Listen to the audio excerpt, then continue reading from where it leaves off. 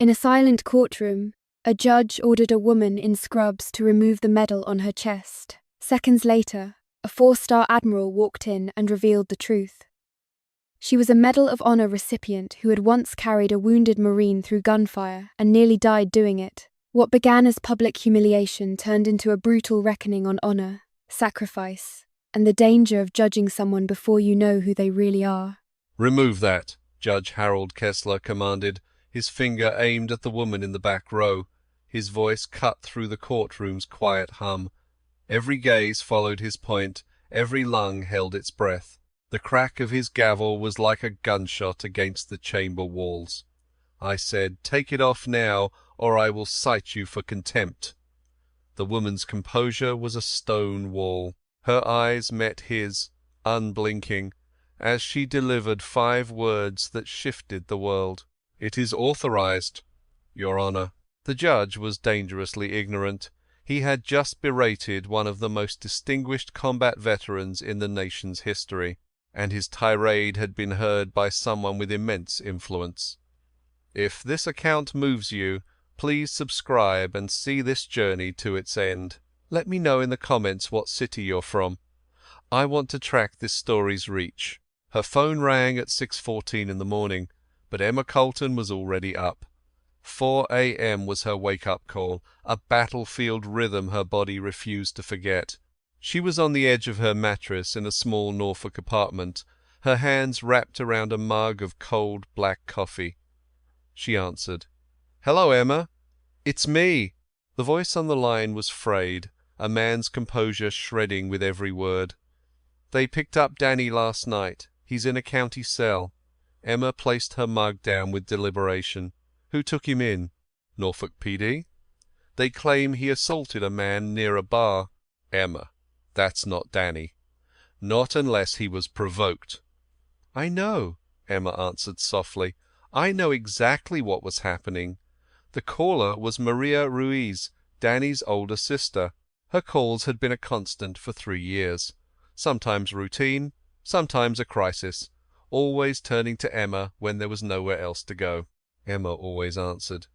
"His arraignment is this morning," Maria said, her voice cracking.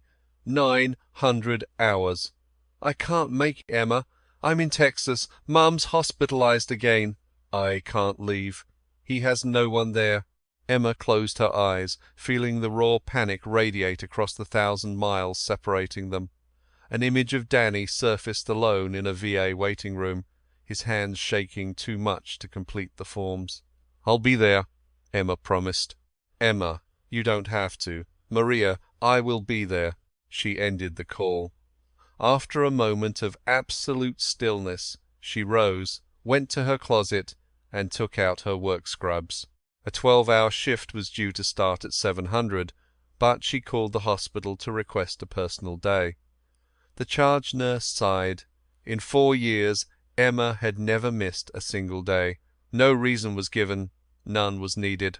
After she dressed, she faced her reflection, a 46-year-old with tired eyes and steady hands. No cosmetics, hair secured tightly. From a dresser drawer she produced a small velvet box. Inside lay a star-shaped medal on a pale blue ribbon. Feeling its weight in her palm, she pinned it over her heart on her scrubs. It hadn't been worn in years, not since the official ceremony, not since they called her a hero, and she'd insisted she was only doing her duty. But this was a different situation.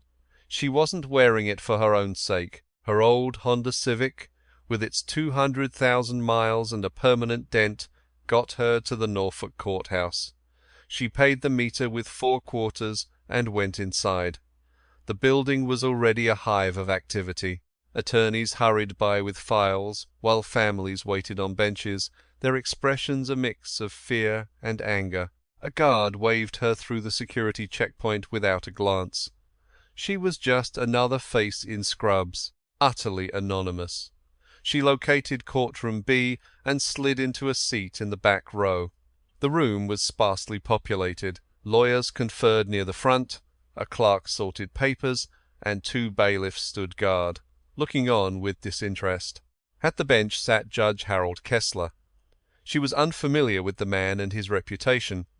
She was unaware that local attorneys called him the Hammer, not for his toughness, but for his cruelty.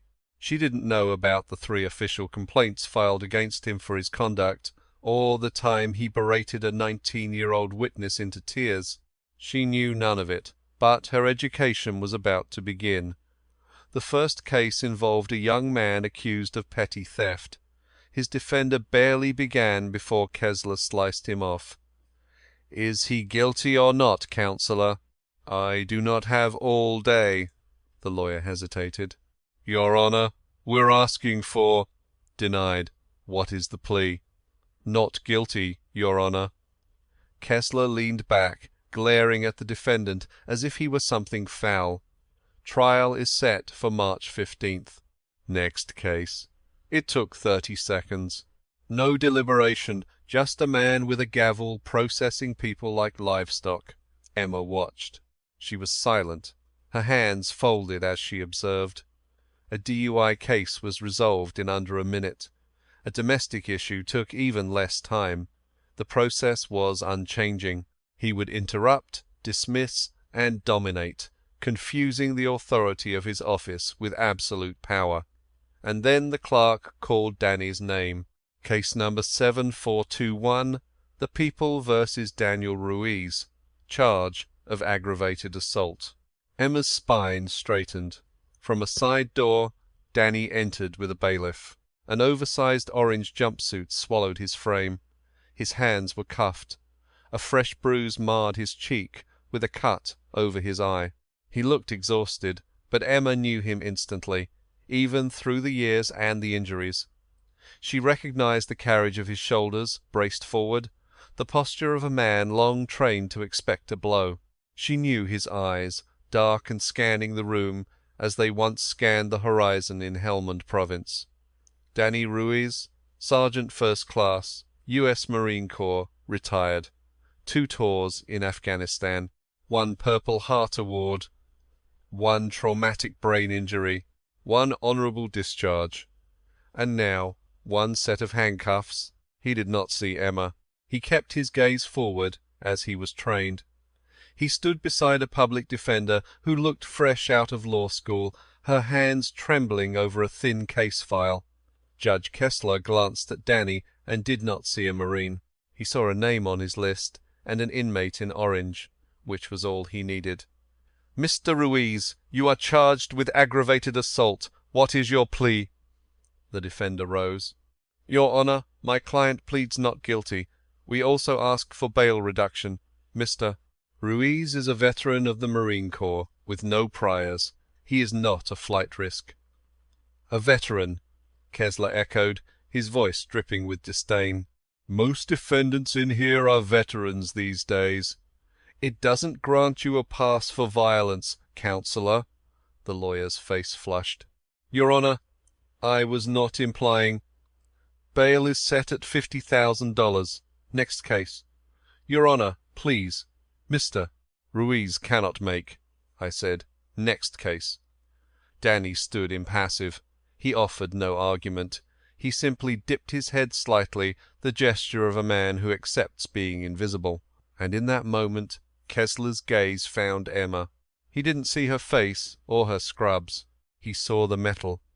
A small gold star on a pale blue ribbon caught the light, and his eyes locked on it like a predator sighting its prey. He paused. He squinted his eyes. Leaning forward, he gestured sharply toward Emma. "You, in the back. Stand up." Every person turned to look at her. Emma rose deliberately, her hands at her sides. "What is that on your chest?" Kessler barked. "A medal, Your Honour," Emma stated evenly. "I realize it's a medal." "Which one?" "The Medal of Honor, Your Honour." A ripple of sound went through the courtroom. Heads turned. The clerk looked up from her desk. One of the bailiffs straightened his posture. Kessler's face hardened into a mask of malice. He looked at Emma with the certainty of a man who had already decided her guilt. "The Medal of Honor," his voice echoed, laced with scorn.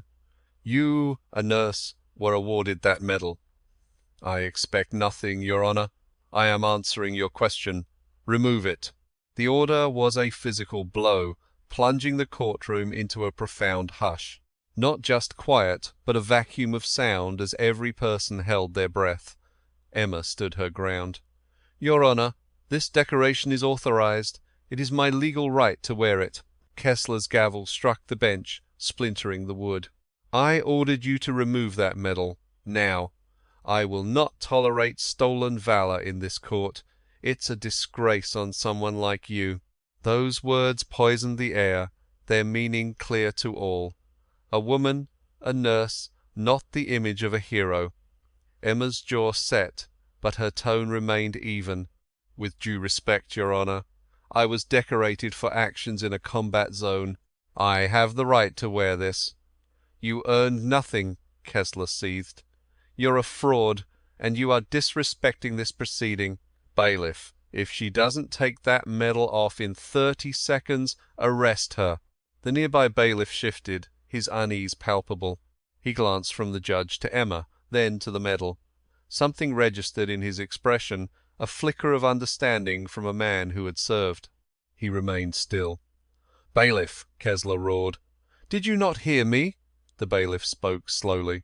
"Your Honor, I think that is actually—" "I don't care what you think. I gave you an order." He took a hesitant step toward Emma. Her calm gaze met his, and something in her eyes froze him in place. It wasn't defiance or fear, but a profound stillness forged in a place he could never imagine. He halted. The courtroom doors swung open with a heavy, deliberate groan. All heads turned. Through the opening strode a man in a full navy dress uniform, his chest a constellation of ribbons. 4 stars adorned his shoulders.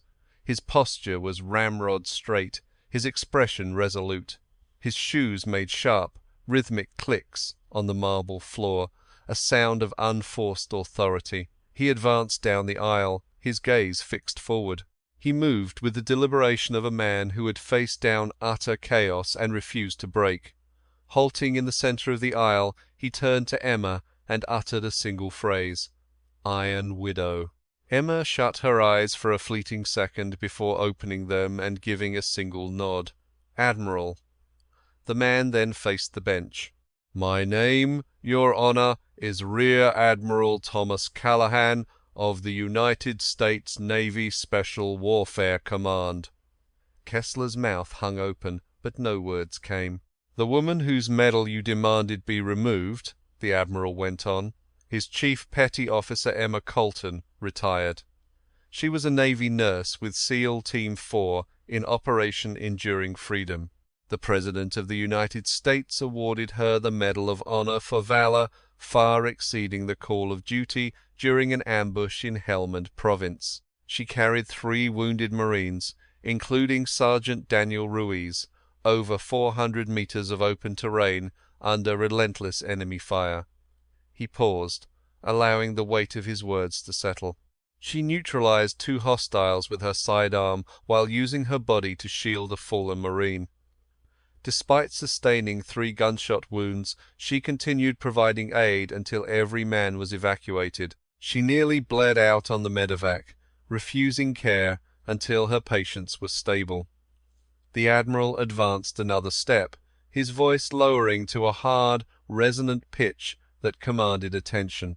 "That medal she wears, Your Honor, was not stolen. It was paid for with her blood and the blood of the men she saved, one of whom stands in your court, right there, in handcuffs." He gestured toward Danny Ruiz. Danny's head shot up, his gaze locking onto Emma's for the first time. In that instant, every defense he had erected, the numbness, the silence, the will to just survive, shattered completely. His lips formed her name, a silent whisper at first, then a strained breath. "Iron Widow." Emma looked back, not with a smile or tears, but with the same steady nod she'd given him 10 years prior on a bloody stretcher as he pleaded for his life, and she promised he would live. "I told you I'd always find you, Danny." The public defender's file slipped from her grasp, its contents fanning across the floor, ignored. She stood motionless, her eyes darting between Emma, Danny, and the Admiral, struggling to process the scene erupting before her. Kessler clutched the bench, his knuckles bone white as his face drained of colour. The gavel lay beside him, a useless prop for a man who had just been stripped of all authority. He tried to speak, but the Admiral continued. "I had no intention of being here today, Your Honour. I was alerted 30 minutes ago by a former team member that Chief Petty Officer Colton was being publicly shamed by a judge who levelled accusations without a single inquiry." Callahan's gaze bore into Kessler's, relentless and unforgiving. "I have testified before Congress and briefed 4 presidents. I have buried service members who made the ultimate sacrifice for this nation. In all my years, I have never witnessed such a disgraceful display of disrespect as the one I just saw here." A woman in the gallery began to weep softly. She was not alone. "I drove from the Pentagon through rush-hour traffic," Callahan stated, "because some duties cannot be postponed. Defending the honor of an individual who once defended mine is one of them." He turned to Emma, his tone softening slightly. "Chief, you will not remove that medal for anyone. Not now. Not ever." A hint of defiance lifted Emma's chin. "I know, sir." A ghost of a smile touched the Admiral's lips. "That's the Iron Widow, I remember." He faced Kessler a final time. "I urge you to re-evaluate your conduct this morning, Your Honour. Not merely in this case, but in all cases handled with such disregard. I assure you everyone here will remember today's events, as will I." Without awaiting a reply, he stepped aside and assumed the position of parade rest. His presence filled the room with an authority not granted by a title or a gavel, but forged through service and sacrifice. It was the authority of knowing, with absolute conviction, that the woman in the back of the courtroom had earned every decoration she wore. Kessler sat behind his bench, and for the first time in his long career he was utterly speechless. The courtroom held its breath. Danny Ruiz stood at the defendant's table, tears carving paths down his face as he looked at the woman who had pulled him from hell itself, only to drive across town to ensure he didn't face another battle alone. And Emma Colton remained where she was, quiet, centered, and whole. The gavel was forgotten. The clock read 9:27. No one moved, no one spoke. The only sounds were the buzz of the lights and Danny Ruiz's ragged breathing. Judge Kessler looked as if he'd been struck, his mouth opening and closing uselessly. He stared at the Admiral, then at Emma, then at the bailiff who had defied him. For what Norfolk County attorneys believed was the first time in over 15 years Harold Kessler was at a complete loss for words. The public defender, Sarah Chen, was the first to stir. She crouched to gather her fallen papers, her hands shaking so violently they rustled like dead leaves. Clutching them to her chest, she rose, studying Danny with a completely new perspective. She'd received his case 45 minutes ago, glanced at the file, and knew only his name and charge. Now she stood beside a man who had been carried from a battlefield by a Medal of Honor recipient. She had no idea what to do. Danny's gaze remained fixed on Emma, his wrists cuffed, his bruised face streaked with tears. He blinked repeatedly, as if trying to confirm what he was seeing was real. "Emma," he whispered, "just her name." She nodded. "Sit down, Danny. This isn't over." He sat immediately. Not as an order from a superior, but because when Emma Colton spoke, you listened. The last time she'd given him a command, it was to stay awake as he bled out, and her voice was the only thing tethering him to life. Admiral Callahan stood his ground in the aisle, his posture rigid, his gaze locked on the bench. He didn't need to create a scene. His very presence commanded it. The decorations on his uniform were chapters in a saga of service, each one concluding with the same truth. This man belonged anywhere he chose to stand. Kessler finally recovered his speech, a pale version of his usual tone. "Admiral Callahan, I respect your record, but this is my court, and I demand—" "Your Honour," Callahan's voice was calm, needing no volume. "I am not here to instruct you. I am here because a man of unparalleled integrity was just slandered in a hall meant to uphold justice. I have made my point. The next move is yours." Kessler's throat was tight. His hand twitched near the gavel, then froze. He scanned the gallery, where 30 sets of eyes watched him. Some were furious, others wept. A man in his mid-60s, sporting a worn Marine Corps cap, shook his head, his jaw set in a silent rage, known only to those who've served and seen that service dishonoured. "Your Honour," Sarah Chen's voice, surprisingly firm, cut through the tension. "Given this new information, I move to reconsider bail for my client, Sergeant Daniel Ruiz, United States Marine Corps, retired." Kessler stared at her, but she held his gaze. "My client has 2 combat deployments to Afghanistan." He was awarded the Purple Heart after sustaining a traumatic brain injury in an ambush that almost claimed his life. For over a decade, he has battled post-traumatic stress, and the VA has consistently let him down. The incident that brings him before you was not an act of malice. It was a trauma response, his mind reacting to a perceived threat as if he were still in a war zone. She paused, closing the file before her. She no longer needed it. The man he supposedly struck came up behind him in a bar and seized his shoulder. Sergeant Ruiz reacted as his training and trauma dictated. It wasn't a choice, it was his nervous system. And rather than offer aid, rather than see the crisis for what it was, the authorities jailed him for 12 hours without a single phone call. Something in Kessler's expression fractured. It was subtle, a flicker of guilt or shame deep behind his eyes that few would notice. "The woman at the back of this courtroom," Sarah went on, "drove here because my client's sister, 1,000 miles away with their dying mother, called her. Chief Petty Officer Colton was the only one who came for Daniel Ruiz. She appeared today, on her own time, wearing her Medal of Honor, not for show, but to make this court see that the man in these restraints is no criminal. He is a casualty, and he has been failed by the system and by this court." The statement resonated with crushing weight. Sarah's hands trembled again, but she remained standing. A 5'3", 28-year-old attorney defying a judge known to intimidate seasoned lawyers. Callahan gave her a nearly imperceptible nod, a rare sign of respect. Danny just stared at the table. His grip on its edge was so tight his knuckles were bone white. He fought to hold himself together, but a decade of suppressed pain was breaking through, clawing its way up his throat. Kessler's gaze fell on Danny, truly seeing him for the first time, the bruises, the haunted eyes, the posture of a man perpetually braced for a blow, the tremor in his cuffed hands. "Sergeant Ruiz," Kessler began. Danny's head snapped up. "Is the Admiral's testimony accurate? Were you in Helmand Province?" Danny's throat convulsed. "Yes, sir." "And Chief Petty Officer Colton saved you?"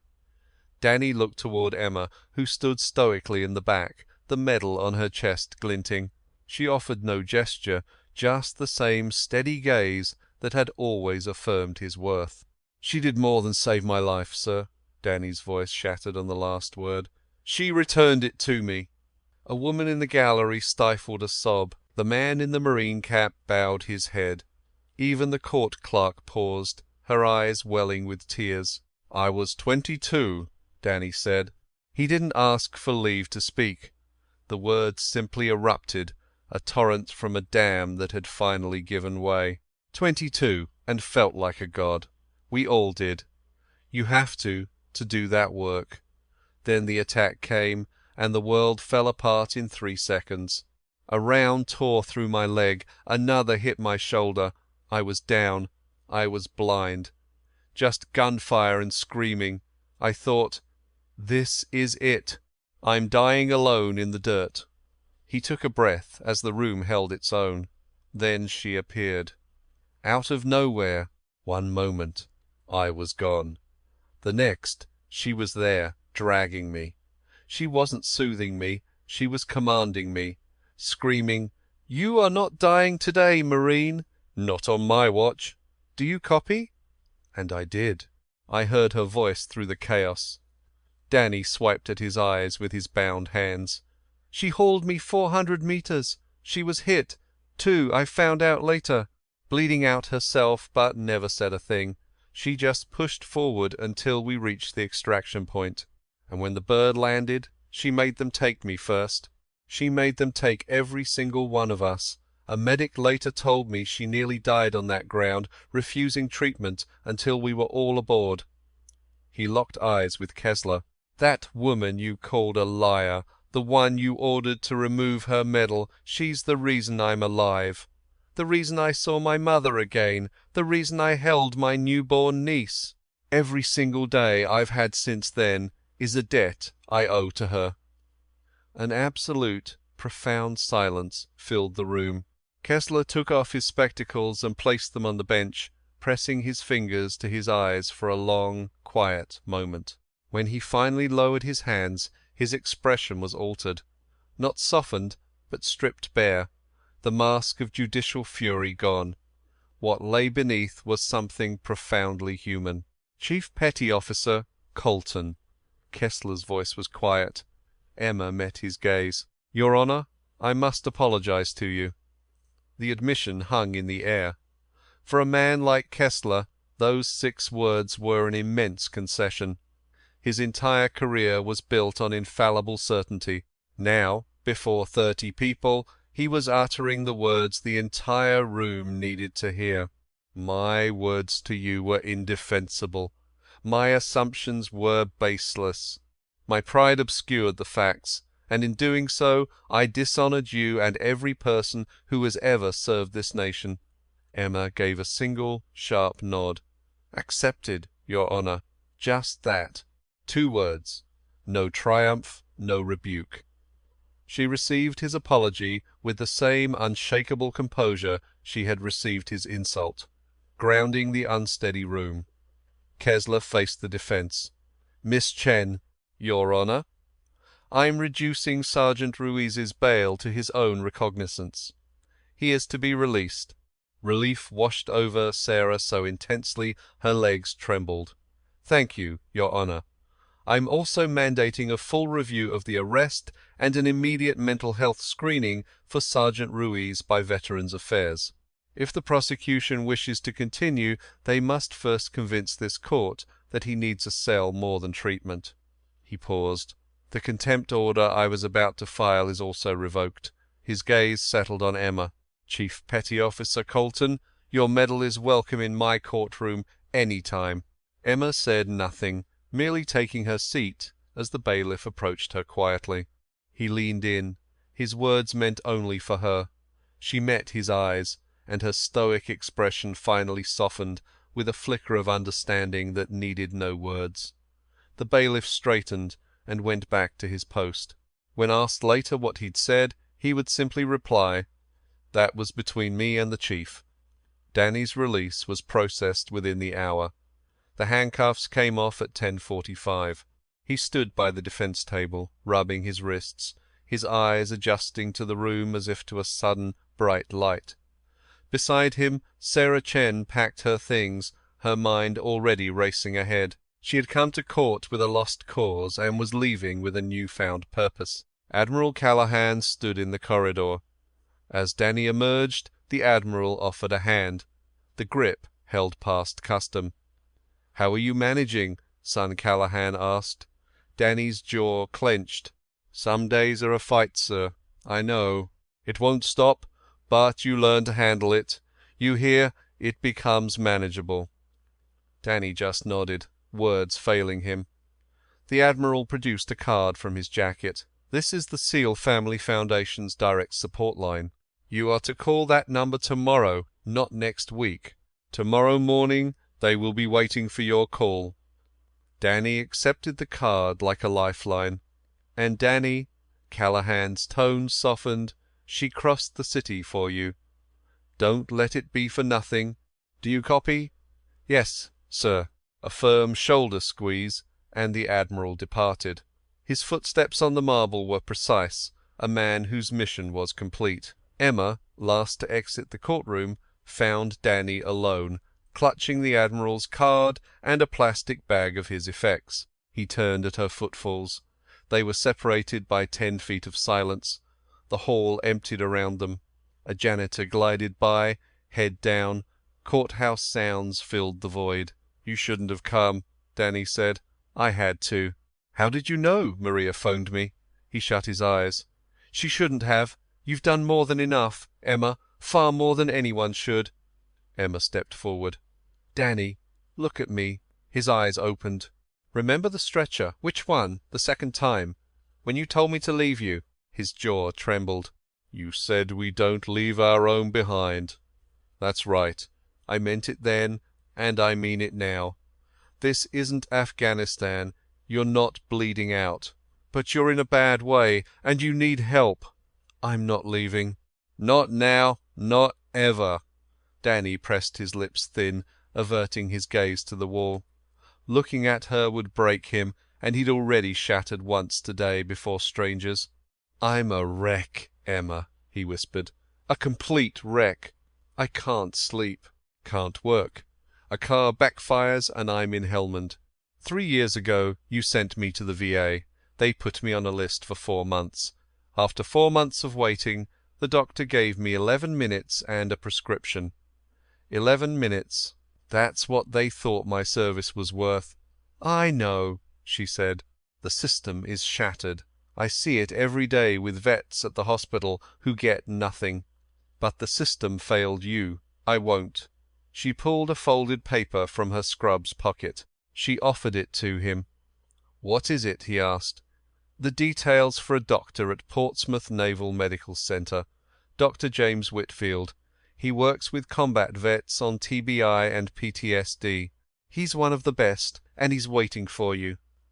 Danny unfolded the paper. He saw the name, the number. He folded it again, holding it to his chest like a prayer. "You already called him," Danny stated. "At 6:30 this morning, before I came. He has an opening this week." Danny's composure broke. He turned away, a hand covering his mouth. His shoulders shook. He'd survived firefights, IEDs, a decade of nightmares, only to be unmade by a phone call in a courthouse hall. Emma waited. She stood her ground, patient and steady, giving him the space to feel it all. When he turned back, his eyes were raw, his breathing controlled. "Thank you. Don't thank me. Just show up. Show up for yourself like you showed up for all of us." He nodded. He pocketed the paper next to the Admiral's card. They left the courthouse together. The morning was bright. The lot was crowded. Across town, Emma's hospital shift was undermanned. She pictured the patients, the missed medications, the annoyed charge nurse. Then she saw Danny Ruiz beside her, free and breathing, and knew she was exactly where she needed to be. They got to her Honda Civic. He almost smiled. "You're still driving this thing. It works. It barely worked 10 years ago. It got me to you." He rested a hand on the car's roof, pausing. "Emma, what the judge said in there, how do you just let that slide?"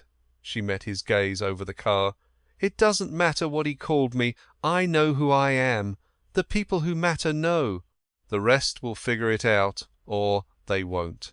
It changes nothing." She unlocked the doors. "Get in. I'm getting you breakfast, then we'll make a plan." He stood for a second more, sun on his face, the morning's weight on his shoulders. Then he got in. The engine sputtered, caught, and settled into its familiar hum. She pulled out, heading toward the waterfront diner she knew, the one with strong coffee and patient waitresses. Danny was silent, watching the city pass. Neither of them spoke. The quiet between them wasn't empty. It was full. Full of what they'd endured, what they'd lost, and what they still fought for. The Medal of Honor on the dash glinted in the sun before the road turned. Emma drove on. They chose a booth in the back of the half-empty diner. Old habits. Danny sat, studying his hands on the table as if they were foreign objects. A waitress appeared. Emma ordered 2 coffees and 2 plates of eggs. He didn't object. He hadn't eaten since a bag of gas station chips yesterday. When the coffee came, he cupped the mug, absorbing its warmth, tethering himself to the present. "Tell me about last night," Emma said, her tone direct, a sign of respect. Danny looked into his coffee. "I was at a bar." "Which one? Kelly's? On Granby?" "I've been a few times. It's usually quiet." He breathed in. "I was alone at the bar. 2 beers, that was it. I wasn't looking for a fight. Emma, I swear, I believe you." "Continue." "Some college kids were by the pool table, being loud. I ignored them. I just wanted a couple of hours where my head wasn't screaming." His knuckles were white on the mug. One of them came up from behind. He grabbed my shoulder, squeezed hard, and He stopped, his jaw locked tight. "Danny, I can't remember the next part." His voice was a bare whisper. "I know that sounds like an excuse, like what every guy says, but it's the truth. One moment his hand was on me. The next, cops had me pinned and the kid was bleeding. I didn't know where I was. I thought I was back in Helmand, that I'd been grabbed. My body it did what they trained it to do." Emma nodded, her gaze unwavering. She had heard this story before, in different forms, from dozens of other men. New places, new faces, same crossed wires. A mind that saw an enemy's threat in a civilian's touch. A nervous system still deployed on a battlefield the body had long since left. "How bad was he hurt?" she asked. "A broken nose." "That's the official word. The punch is a blank in my memory. Did anyone there tell them he grabbed me first?" Danny's laugh was a hollow, bitter sound, devoid of humour. No one said a thing. The man behind the bar swore I snapped for no reason. Unprovoked. That was the key word in the official statement. Unprovoked. Were there cameras? Danny looked up. If there were, no one mentioned them. Emma drew her phone. "Describe the bartender." "Just some guy. Mid-30s maybe. Had ink on his forearm." "I'll get his name." She was already tapping the screen, already dismantling the situation while others were still processing it. "Your lawyer is Sarah Chen. She's green but smart. I watched her today. She'll go after the video. Emma, I can't pay for counsel. I can't even buy gas. She's a public defender, no cost.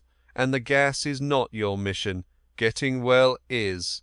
We'll take everything else one objective at a time." Their meal was served. Emma began to eat. Danny just stared at his plate. He twisted his coffee mug slowly, a nervous tick that mirrored how he used to turn his dog tags. "Can I ask a question?" he finally said. "Go ahead. Why do you even bother with me?" Emma put down her cutlery. Her expression was a complex mixture, beyond simple anger or pity. "You sure you want the answer?" "Yeah. I've asked myself for a decade and never found a logical reason. You pulled me out of the fire. Mission complete. You got the medal. You got the parades. You had every right to forget I existed. Nobody would have held it against you. So why this, Emma? Why are you in this greasy spoon, buying me breakfast instead of being at your job?" Emma paused, then reached up and unfastened the Medal of Honor from her medical scrubs. She placed it on the table, its blue ribbon stark against the scarred surface. "See this? Yeah, this was for one day. One single day. 14 minutes of contact, according to the official write-up. They built a whole ceremony around 14 minutes, gave me a medal, and I hide it in a drawer because I can't bear the sight of it." Danny was speechless. "What are you saying?" "I'm talking about what they leave out of the commendation. The part where I hauled you from that kill zone, got you on the chopper, and then woke up 3 days later in a hospital in Germany. A doctor was telling me that one of the 3 men I carried didn't survive. The atmosphere thickened between them. Colour drained from Danny's face. Who? Corporal Marcus Webb. He was 20 years old. I carried him 200 meters with shrapnel in my leg. I got him to the extraction point, and he died on the operating table 40 minutes later. He bled out internally. Danny's palms flattened on the table. I never knew. Nobody told me. That's because I made them promise not to. I requested the command keep it from the official record. I wanted his family to mourn without the extra burden of knowing the person who carried him couldn't ultimately save him. Her voice was steady, disciplined, as always, but a tremor ran deep beneath it, a pressure that had been contained for years. They gave me the Medal of Honor for saving 3 Marines. But one died. Danny, do you get it? When I see this thing, I don't see a hero. I see Marcus Webb. I see his eyes. I see how he looked when I told him to hang on.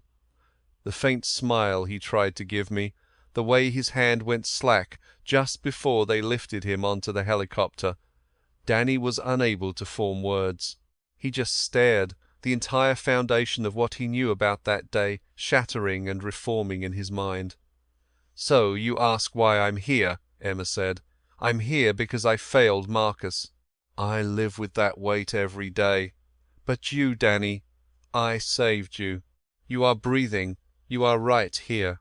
And I will not stand by and watch the nation we bled for chew you up and discard you.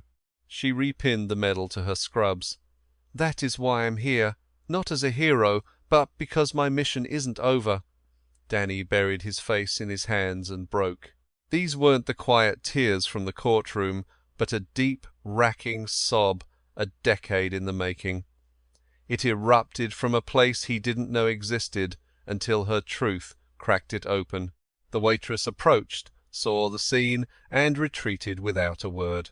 The cook glanced out, then turned away. The diner's other patrons became intensely interested in their food. No one interfered. Everyone knew to give the moment its space. It was 4 minutes before Danny could compose himself. When he looked up, his eyes were red and his face was mottled. He seemed like a man turned inside out.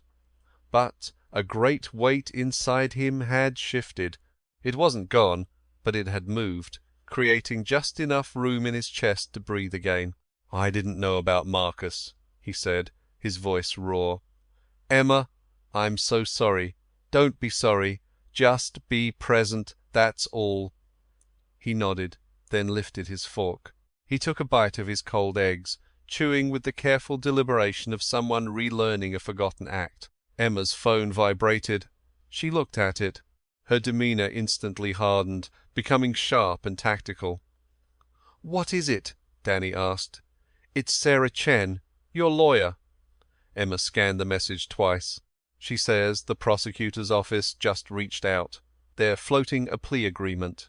Misdemeanor assault, 6 months probation, and no time served." Danny lowered his fork. "That's quick! Too quick!" Emma's gaze narrowed. They want this buried before anyone digs into what really happened. Before a request for the security tape is filed. Before it comes out that the kid has a history of his own. Danny looked confused. "What?" Emma angled the phone so he could see. Sarah ran his background. "The kid you supposedly assaulted, Tyler Brennan, age 23. He has 2 prior assault arrests. One was dropped, the other pleaded down. And his father's a city councilman." The words hit like a shockwave. Danny read the message repeatedly, his mind struggling to connect the pieces. "His father is on the city council," Danny echoed. "Patrick Brennan, District 4. He sits on the Public Safety Committee. That gives him pull with the police, the DA's office, you name it." Danny sat back, the realization dawning. So that's why the bartender lied. It appears that way. And why the cops never checked for camera footage. All signs point to it. And Kessler's bail, $50,000 for a guy with a clean record. That wasn't just him being a hard ass, was it? Emma set her phone down. I can't say for sure, but Sarah will find out. Danny's jaw tightened. The grief from moments before was solidifying into something new. Not quite rage, but its foundation, the cold fury of a man who sacrificed for his country only to find its justice system rigged by some politician's son. They expected me to take the plea, Danny said flatly. They wanted me to accept the charge, get a record, and vanish, so no one would find out the kid started it, and no one would know his father covered it up. That's the strategy, Emma agreed. And without the Admiral, without you, I'd be in a cell right now, unable to make a $50,000 bail, waiting for a PD I barely knew to talk me into a deal. Yes, Danny's eyes shut. When they opened, the defeated man from the courtroom was gone. In his place stood someone sharper, more focused than he'd been in years. I'm rejecting the deal, Danny declared. Good. I want that tape. I want the facts to come out. And I want his father to face the consequences. Emma raised her coffee mug. Then that is the new objective. Her phone buzzed again, but it wasn't Sarah. The number was unknown. She answered it. Chief Petty Officer Colton, you're on. This is Robert Harmon with the Virginia Pilot. I got a tip about the events in Judge Kessler's courtroom today. I was told a decorated veteran was mistreated by the judge, and a Navy admiral had to step in. Is that accurate? Emma met Danny's gaze. He stared back. This was an unexpected development. Who is your source? Emma asked. My source is confidential, ma'am, but this story is breaking either way. I'd prefer your perspective. Emma held the phone from her ear, feeling the decision's immense gravity. A life spent in the shadows was her design. She'd insisted the Navy keep her anonymous, refused every interview, and rejected a book deal, all to remain unseen. The mission, not the recognition, was always her focus. But this was bigger than her. This was for Danny, for a system that cast him aside and a politician who tried to erase him. And sometimes remaining invisible wasn't a choice. Mr. Harmon, she stated, I will give you a statement, but on my terms. Name them. This piece is not about me. It's about a Marine veteran who was wrongfully detained and denied his rights because a councilman needed to protect his son. Write that story, and I will speak. If you make this a puff piece on the Medal of Honor, this call is over. A beat of silence. Fair enough. Can we meet tomorrow? I'll contact you with the details. She disconnected the call, her eyes meeting Danny's. Are you certain about this? No, Emma admitted frankly, but I am certain about you, and for now, that's what counts. She left a 20 on the table. They emerged from the diner into the harsh daylight. The time was 11:45. Not 6 hours earlier, Emma had sat in the dark, a cold coffee in hand, assuming it was just another day. This day was anything but ordinary. She drove Danny to his apartment, a second-floor studio in a building past its prime. He exited, then leaned back in the window. Emma, yeah, that call sign, Iron Widow, you know the real reason you got it, right? She stared ahead. Because I was the last one standing. No, Danny shook his head. Because you were fearsome in the most righteous way. The men used to say if the enemy saw you, they should just run, not because of your size or your voice. It was because you were a force of nature. Nothing, not bullets, not bleeding, not direct orders could make you abandon one of our own. Emma's grip tightened on the steering wheel. She paused before answering, her voice softer than he'd ever heard. Marcus Webb didn't see me as a force of nature. Marcus Webb would tell you to stop blaming yourself, and you know I'm right. She turned, her gaze locking with his for an instant. In that fleeting, undefended moment, the Iron Widow was gone, replaced by Emma. A woman bearing a burden she had never put down. A woman who had saved countless lives but lost the one that mattered most, and spent her years atoning for a fault that wasn't hers. "Call Dr. Whitfield tomorrow morning," she instructed. "I will. And the Admiral's Foundation. They can assist with housing, legal fees, everything. I will. And Danny, yeah, eat a proper meal tonight, not junk from a convenience store." He almost smiled. Almost. "Yes, ma'am." He stepped away. Emma pulled out, watching his reflection in the rear view as he approached the entrance. His walk was more stable than it had been, his frame less stooped. She made it 3 blocks before pulling over and putting the car in park. She leaned her forehead against the wheel and, for 1 minute, allowed the full force of her burdens to crash over her.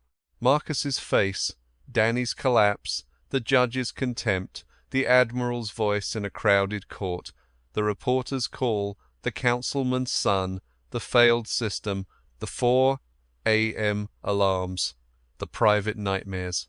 All of it. She took a breath. She counted to 10. She sat up. She put the car into drive. Emma Cullerton had known war. She had bled on foreign ground. She had carried men twice her weight through fields of fire. She had lost a soul on a medevac, received a decoration she never wanted, and constructed a life so private that few knew her history. And now, after a decade of silence, her story was about to break. Her phone lit up on the seat beside her, an unknown number. She ignored it. 2 minutes later, another one flashed, then another. By the time she pulled into the hospital lot, 7 unrecognized numbers had tried to reach her. She sat in her car, watching the phone vibrate, a new 8th time. Someone had leaked it. Someone in that courtroom had typed a message and launched it into the ether.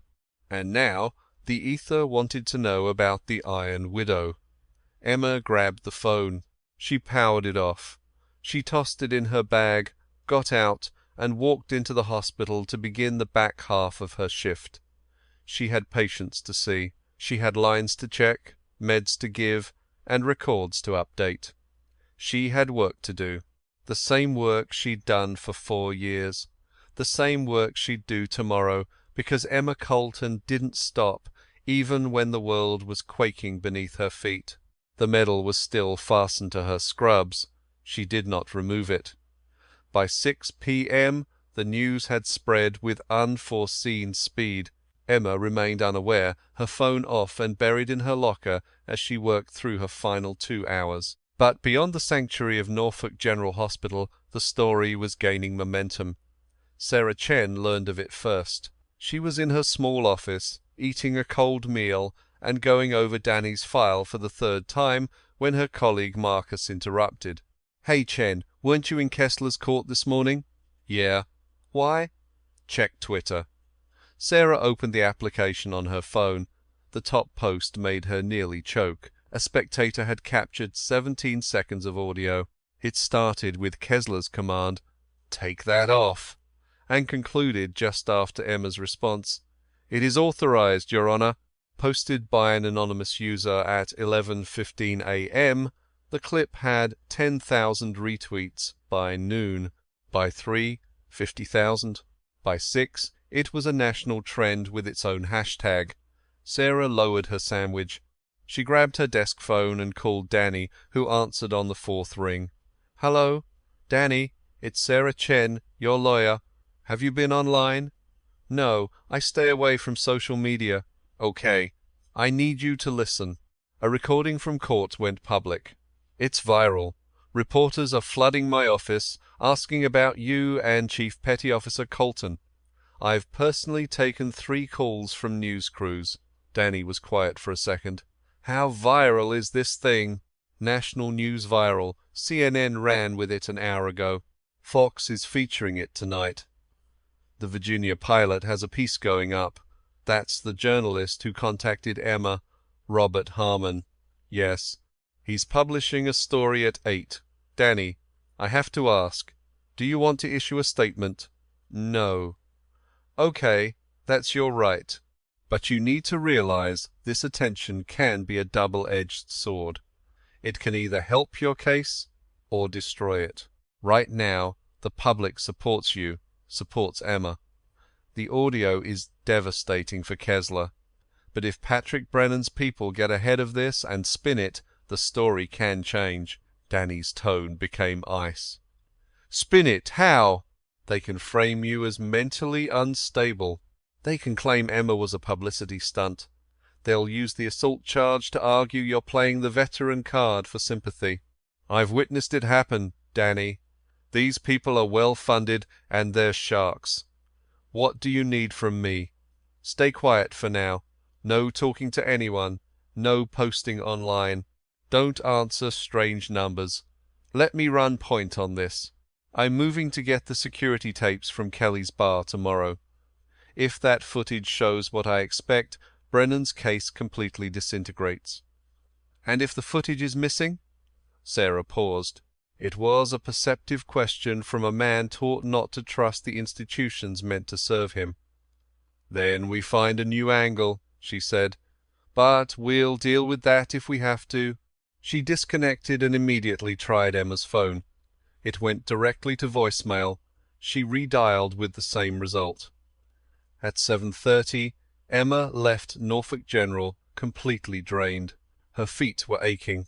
The last 8 hours had been spent on her usual rounds, changing dressings, taking vitals, reassuring a 70-year-old man anxious about surgery, and holding the hand of a wife whose spouse was just transferred to the ICU.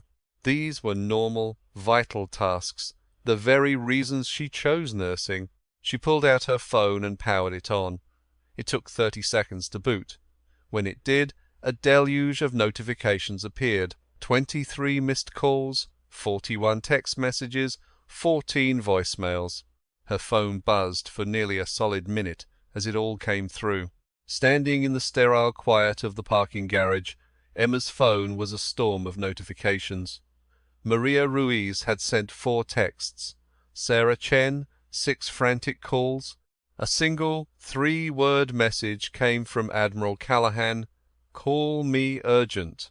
Voicemails from 3 unknown numbers waited. And there, nearly lost in the deluge, a text from a hospital colleague.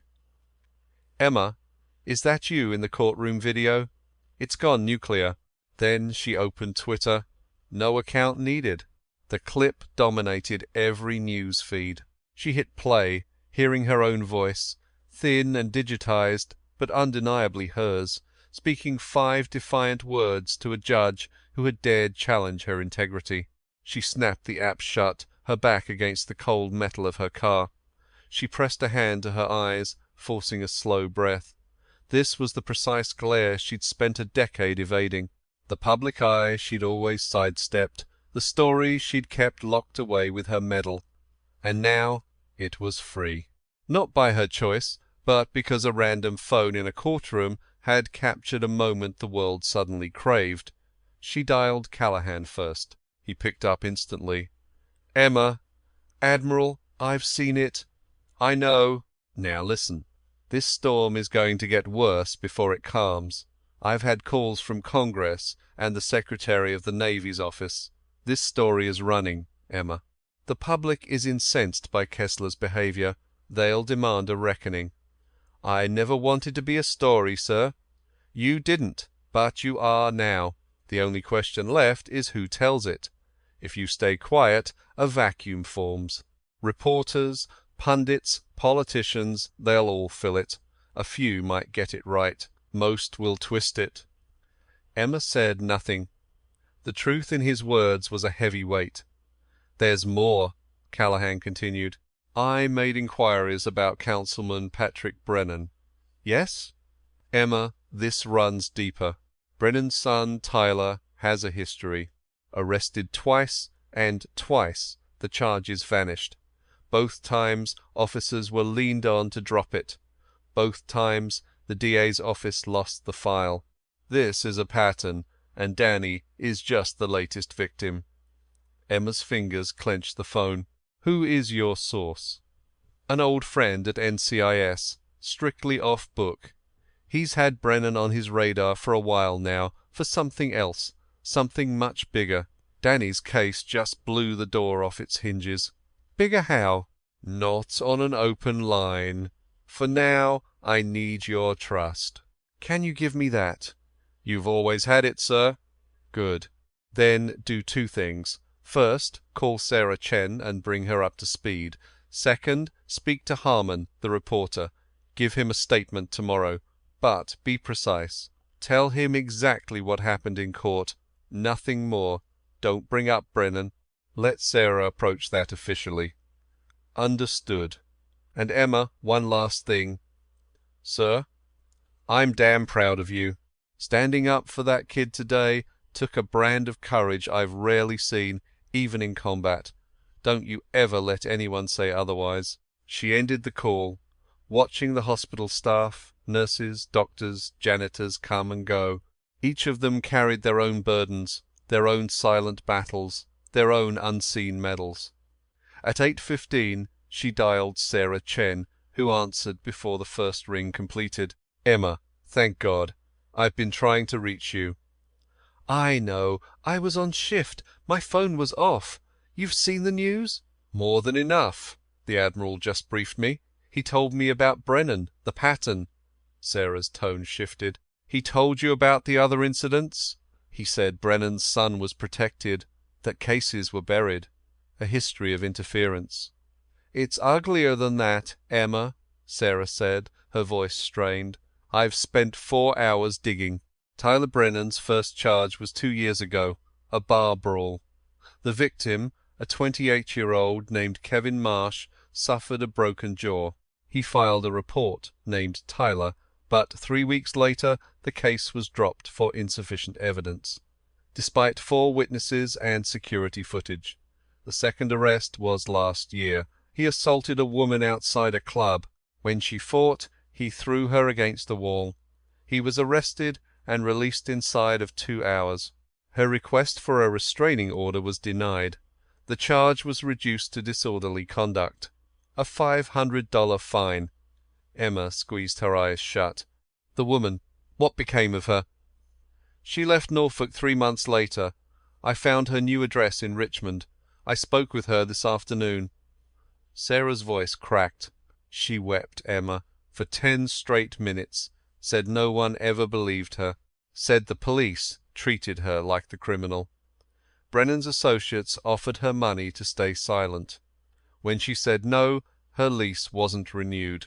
Her boss got a call from City Hall questioning her performance. She lost her home and almost her livelihood. Fleeing was her only option. Emma's jaw tightened. They forced her out of the city. That's how it appears. Her name is Jessica Torres. She's 26, and she's willing to testify if Danny's case proceeds. The full weight of it settled on Emma. This was bigger than Danny, bigger than a single injustice. This was a man using his power to methodically crush anyone who stood in his son's destructive path. Sarah, the footage from the bar, how do we secure it? I filed for a subpoena, but there's a complication. The bar's owner is a company, Granby Holdings LLC. Corporate records show it's registered to an attorney, David Park, and Park's primary client is Patrick Brennan. A chill ran through Emma. Brennan owns the bar. Through a proxy, yes. So the bartender who claimed Danny started, it isn't just a witness. He's an employee of the man whose son Danny fought. He's not a witness, he's a puppet, and that footage, if it exists, proves Danny's story. If they destroyed it, that's a felony. We gain leverage either way. But I need to be clear, Emma. This will get nasty. Brennan won't just roll over. He has influence, resources, and every reason to bury this. The moment he knows we're digging, he'll come at us hard. Let him, Emma said. Sarah was quiet for a beat. You know how you sound? How? Like someone who's waited 10 years for the right war. Emma offered no reply. She didn't have to. It was the truth. She drove home, entering the silent, dark apartment. She left the lights off, dropping her bag and shoes, and stood still in the center of the living room, her eyes closed. Her phone vibrated. It was Danny. "I saw the news," he said, his voice tense. "It's everywhere." "I know. They're showing your picture from the Medal of Honor ceremony. You look a decade younger." "I was a decade younger, Danny." "They're posting about me, too, about my case. Someone started one of those online fundraisers for my defense. Emma, it's already at $40,000. She pulled the phone back, staring at the screen. $40,000. In 6 hours, he added. "Sarah mentioned it was at 12,000 an hour ago. I just looked. 40. Emma sank onto her couch. $40,000, collected from strangers for a man they didn't know, whose ordeal was a 17-second audio clip and a few news articles. "People are fundamentally good, Danny," she said softly. "When they see something wrong, they want to help fix it. That's all this is. What do I do with it? Let Sarah handle it. It all goes towards your legal fees. And whatever is left over will help other veterans who need a lawyer." "Deal! Deal!" After a moment, Danny spoke again. "I called Dr. Whitfield." Emma sat up straight. "You did? You said to?" "It's not morning, but I couldn't wait. I left a message. They said he'll call me back tomorrow." "Good. That's very good, Danny." "And I called the foundation, the one the Admiral mentioned. I spoke to a woman, Linda.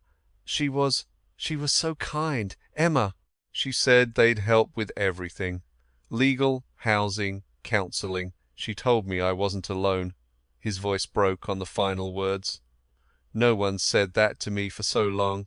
"Well, it's the truth," Emma said. "And you're going to be hearing it a lot more." There was another, longer pause. She could hear Danny's breathing, measured and deliberate, the sound of a man fighting to keep himself from falling apart. "There's more to it," Danny confessed, "about the bar last night. I held something back at the diner." Emma's intuition ignited.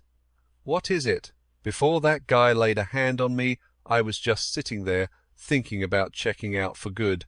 The words hit her like a fist. She forgot to breathe. Her knuckles went pale on the phone. "Danny, it wasn't a solid plan, I don't think, but it was on my mind. Just me and my beer, doing the final math. Who'd even care? How long would I be gone before anyone knew?" "Danny, just listen. I'm not finished." "Let me speak. I was consumed by those thoughts when he put his hands on me and instinct took over. Then came the cops, the cell, 12 hours convincing myself I'd finally hit rock bottom, that this was the end of the line.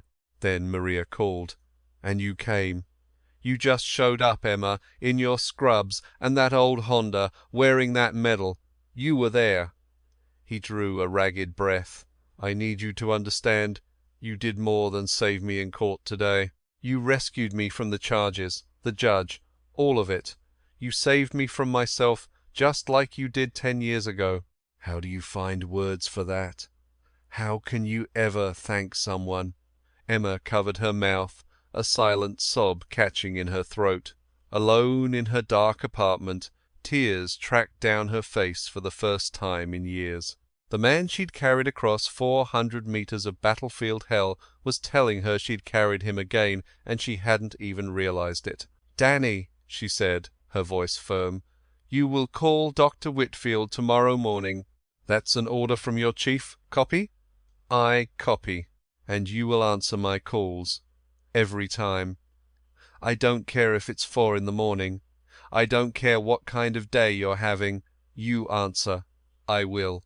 And listen to me, Danny. You will be okay. Not now, maybe not for a while, but it will happen. You made it through a war. You made it through this broken system. You made it through last night. You are still here. That means the world." A long silence followed. Then, almost inaudibly, he whispered, "Iron Widow. Yeah, that's 3 times now. Don't make it a 4th. I can take it from here." The faintest hint of a smile touched her lips. "I'll believe that when I see it, Marine." She ended the call. She let the phone fall beside her on the couch, sitting in the quiet dark as her heart rate slowed and the tears dried on her skin. At 10:15 her phone buzzed a final time. It was a message from Sarah Chen. "Subpoena approved for the security video. Morrison signed off 20 minutes ago.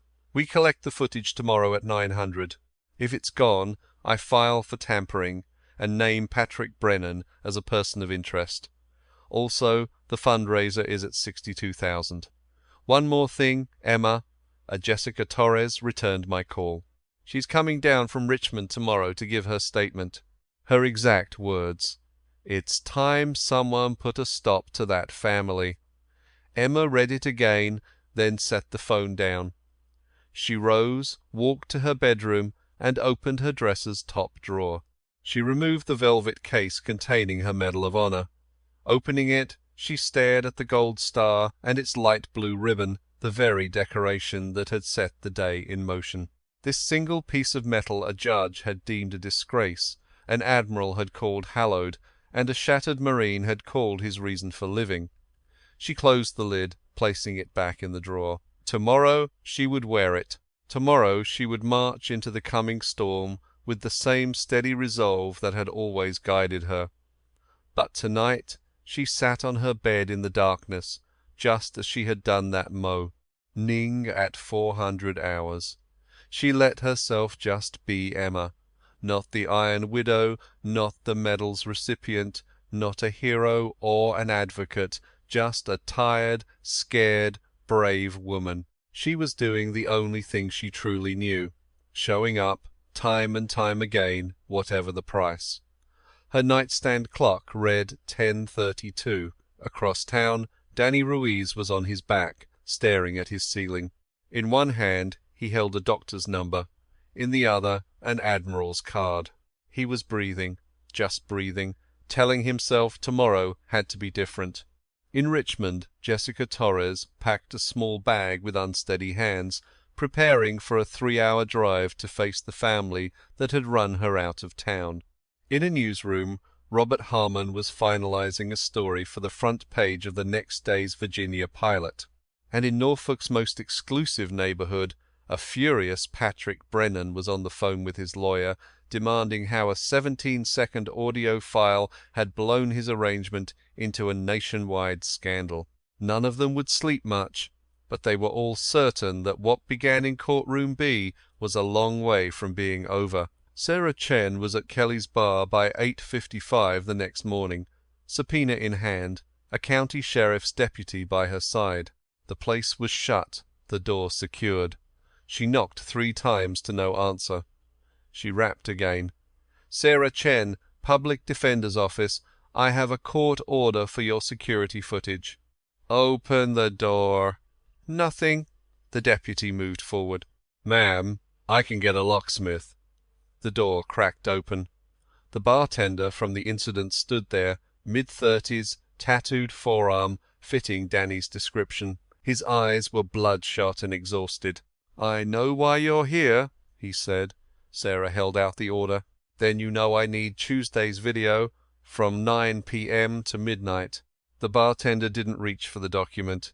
He stared at it like a bomb. "There's a complication." A knot formed in Sarah's stomach. "What complication? My boss called me last night. Ordered me to wipe the drives." The deputy's hand drifted toward his belt. Sarah raised a hand, stopping him. "Did you do it?" The man looked at her, then at the officer, and finally down at his hands. His expression shifted, showing the same internal conflict Emma had seen on the bailiff, a man choosing which version of himself to be. "No," he stated, "I didn't." Sarah breathed out. "May I have it?" "I'll do more than that." He swung the door open. "I'll show you what really went down. The story I gave the cops was a lie, and it's been eating me up inside." His name was Chris Mullally, 34 years old, and he'd worked at Kelly's for 3 years. He knew about the shell company, about the real owner. He knew when Brennan's kid came in, the drinks were on the house and you ignored any trouble he caused. That was the job. But Chris's brother had done a tour in Iraq. He came home changed, jumpy at loud sounds, unable to work, and had spent 2 years in his car before the VA found him a spot. When Chris saw the news, heard that recording, and learned the man he'd helped frame was a decorated Marine, something snapped. He brought up the security system's feed. 4 angles, high definition with clear sound. Sarah watched silently as the screen confirmed Danny's account. Danny, alone. Tyler Brennan approaching. Brennan's hand clamping down on Danny's shoulder, pulling him off the stool. Danny's reaction was a lightning-fast reflex, over in less than 3 seconds. Then Tyler was on the ground, clutching his face, while Danny stood over him with a look that wasn't anger. It was primal terror. The look of a man lost in time and place. "That's it," Chris said softly. The kid initiated. Your client reacted. It was defense. When the cops came, the kid's friend called his father. 20 minutes later, I got a call telling me what my story would be. Sarah turned to the officer. "I need this evidence secured immediately. All cameras, time-stamped." "Yes, ma'am." She faced Chris again. "Are you prepared to testify to this?" Chris rubbed the tattoo on his arm. An eagle, globe, and anchor. Marine Corps like his brothers. "Yes," he said. "I'll testify." Sarah called Emma at 9:32. Emma was already driving, on her second personal day ever. "We have it." Sarah's voice was crisp. "The video is clear. It shows Tyler grabbed him first. It was self-defense. And the bartender is flipping. He will testify that Brennan's people instructed him to lie." Emma's grip tightened on the steering wheel. "What about the order to delete the footage?" Chris Mullally got a call at 11:47 last night from David Park, Brennan's counsel, telling him to wipe the entire system. Chris is clean, but the call itself is proof of obstruction. "I'm filing to add Patrick Brennan and David Park to a criminal probe this morning. The district attorney's office is already in chaos. This is a full-blown disaster for them." Mitchell Hayes, the original prosecutor, made that plea offer yesterday. I told him about the footage. After 10 seconds of dead air, he stammered about needing a supervisor. He knew. That makes him afraid, and afraid men make mistakes. As Emma entered the Virginia pilot's lot, Robert Harmon was there waiting. He was tall, in his 50s, with silver at his temples and a press pass fastened to his jacket. He offered a hand as she neared. "Chief Petty Officer Colton, thanks for coming." "Let's be quick," Emma stated. "I have another engagement." In a conference room, Harmon motioned to a recorder, asking for consent. Emma nodded. "Tell me about yesterday," he began. Emma recounted it all. Maria's call, the drive to the courthouse, the judge's reaction to her medal, and the Admiral's arrival. She spoke of Danny's service, his wounds, and the system that betrayed him.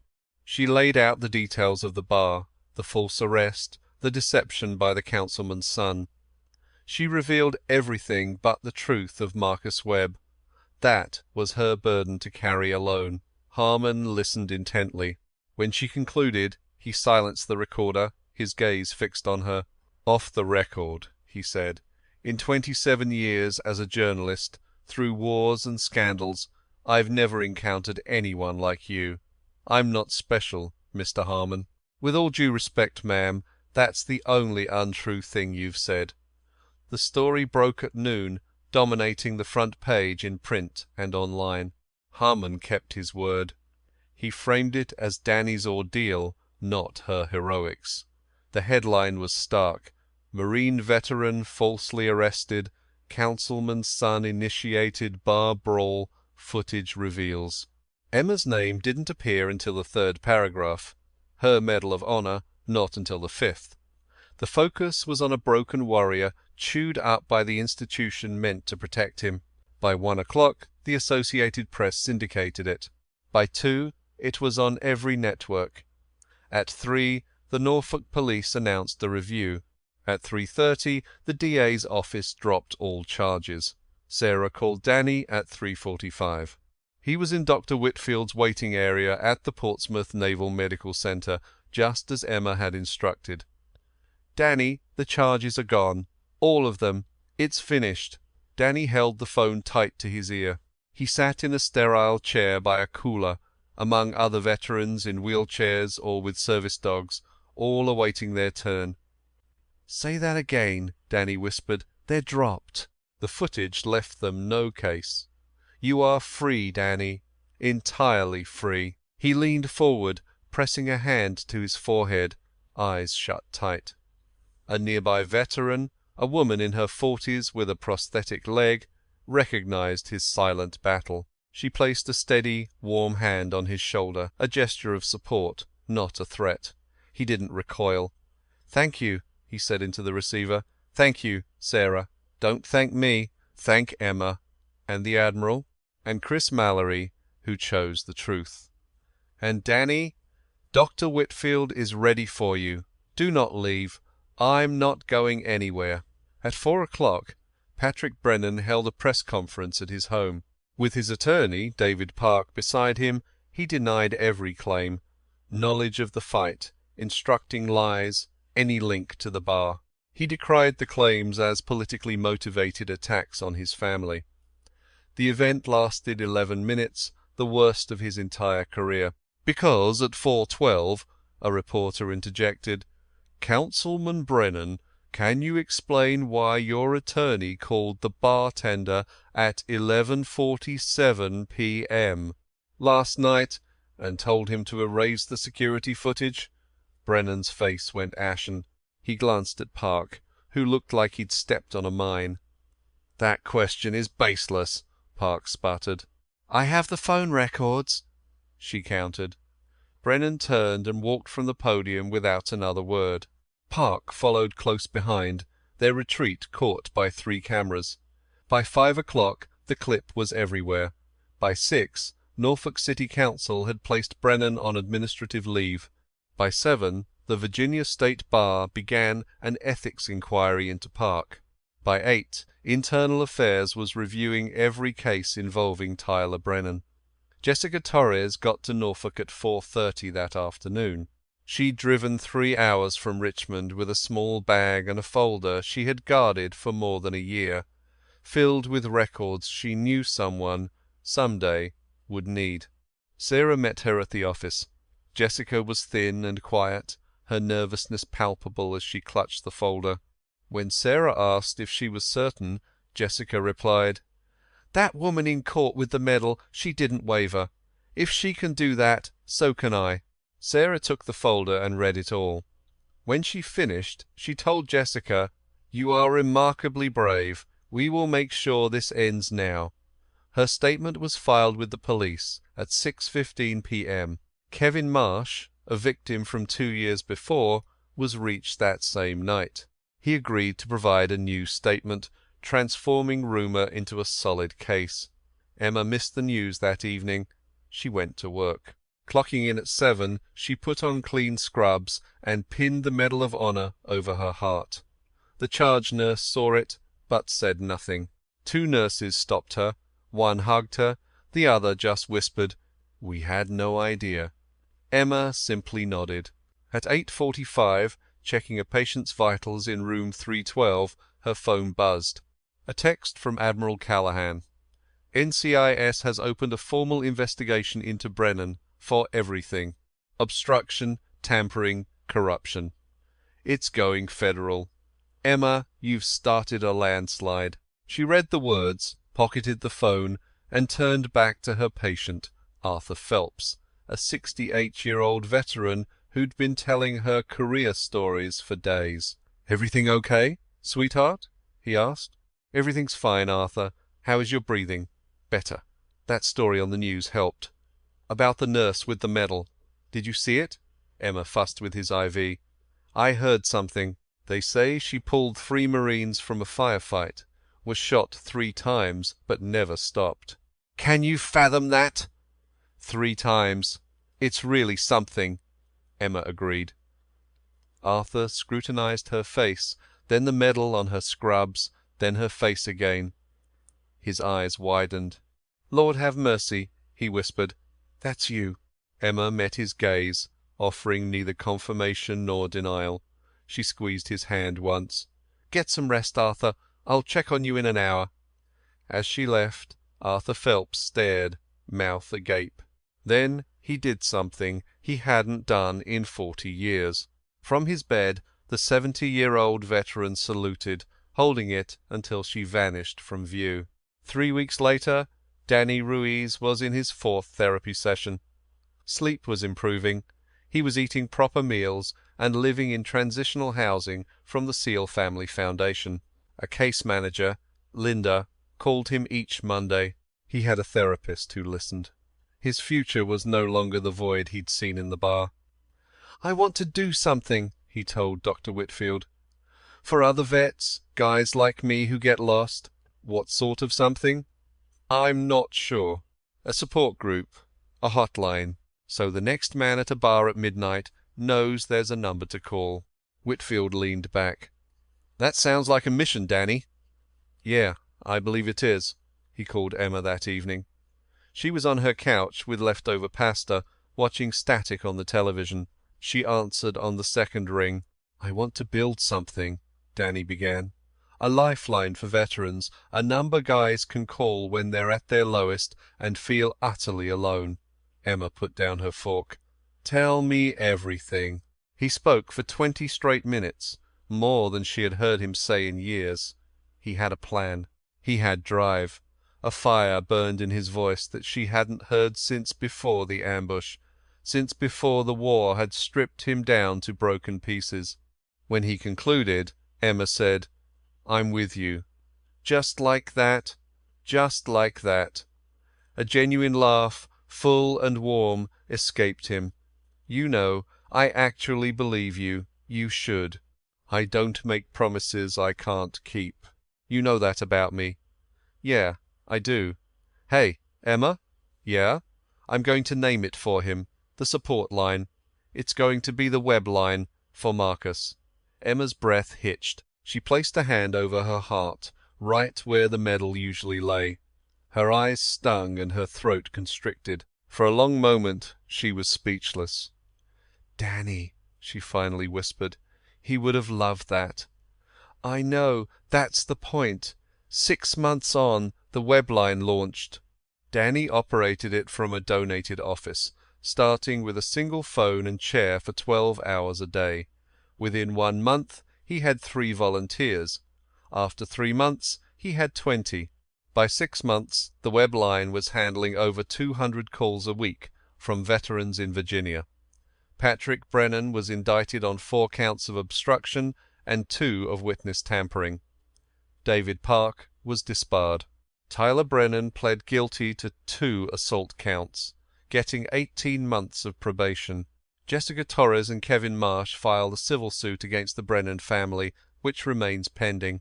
Judge Harold Kessler wasn't removed, but received a formal censure, a first in Norfolk County in over a decade. 3 months after the incident, Kessler enrolled himself in a military cultural competency program for judges. No one could say if it truly changed him, but Norfolk attorneys noticed a difference. He became more reserved. He interrupted less. He listened. And he never challenged a service medal again without due inquiry. Admiral Thomas Callahan retired 8 months after the courtroom showdown. His Pentagon farewell speech mentioned no battles or secret missions. Instead, he spoke of a nurse, a Marine, and a courtroom. He said that in 40 years of service, his proudest moment wasn't receiving a medal or completing a mission. It was the act of driving from the Pentagon to a county courthouse just to stand with someone who had earned the right to never stand by themselves. Sarah Chen made senior public defender within a year. She never again accepted a plea without reviewing every shred of evidence. She never again entered a courtroom unprepared.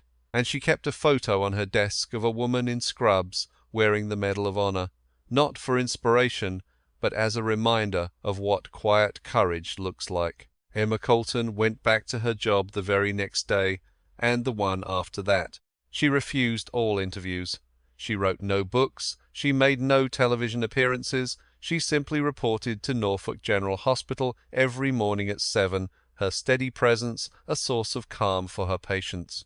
She wore the Medal of Honor daily, not for recognition or for others to see. She wore it for a young Marine, Marcus Webb, who died in her arms on a medevac over Afghanistan. As long as she lived, his memory would be visible to the world. One evening, a year after it all, Emma sat on her bed at 4 a.m, just as she always did. She cradled a mug of black coffee in the silent apartment. Her phone, for once, was quiet. No calls from reporters, no emergencies. She reached into her dresser drawer. The velvet box was there, but it was no longer needed. The medal was already pinned to her jacket, ready for the day. Sipping her coffee, she closed her eyes, and for the first time in 10 years, the face she saw wasn't Marcus Webb dying. It was Marcus Webb smiling. The way he smiled before everything went wrong, young and full of a hope that war can steal if you allow it. She hadn't allowed it. Emma Colton opened her eyes. She drained her coffee, stood, dressed, and walked out into the pre-dawn dark, just as she had 1,000 times. Patience awaited her, a life needed living, a Marine's memory needed honouring, along with a promise she'd made to herself in the dust of Helmand Province. A promise to always show up, to always fight, to always carry those who could no longer carry themselves. Some are born heroes, some achieve it in a single act of bravery, and the rarest kind choose to be heroes every single day, in small ways the world will never notice. In hospital rooms and courtrooms, on 6:30 a.m. Phone calls and drives in a dented old car. Emma Colton was that kind of hero. She had always been, she always would be, and the Iron Widow never sought an audience for it.